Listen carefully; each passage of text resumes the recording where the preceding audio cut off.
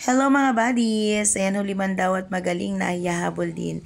Dahil nga August 1 na ngayon mga buddies, ngayon pa lang din kami nakapag-celebrate ng Nutrition Month. Ayan, so dahil nga sa busy schedule ng mga teachers at ng paaralan ng elementary school dito sa Mambangnan. Ayan, so dahil nga dyan, excited ang mga kids natin na magsuot ng kanya-kanyang mga paboritong prutas at gulay.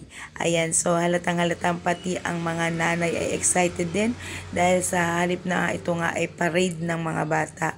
Ayan, so natawag na rin namin na parade ng mga magulang. Ayan, so enjoy na enjoy talaga ang mga bata sa mga makukulay nilang kasuotan.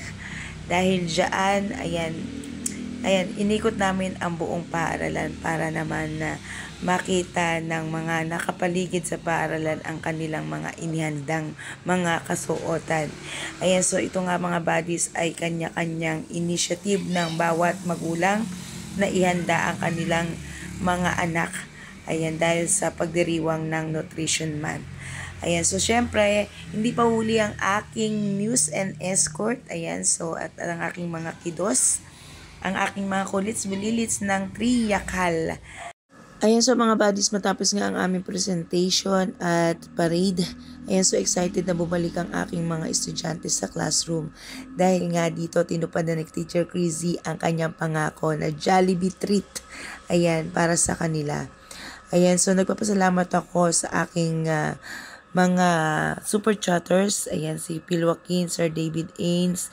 Thank you so much po. At sa iba pa, gayon din sa aking mga long-time members at new members. Thank you so much po. At higit sa lahat sa aking Team International na laging nakasuporta. Maraming salamat sa inyo dahil sa inyo nakapag-share tayo ng konting kaligayahan at blessing sa aking mga estudyante. At kitang-kita sa kanilang mukha ang kaligayahan habang binubuksan ng kanilang mga food packs. Ayan. Thank you din sa lahat ng aking mga magulang na tumulong sa akin sa pagdidistribute nitong food packs. At gayon din, maraming salamat kay Mami Joy sa kanyang loot bags na inihanda para sa mga kids. Thank you!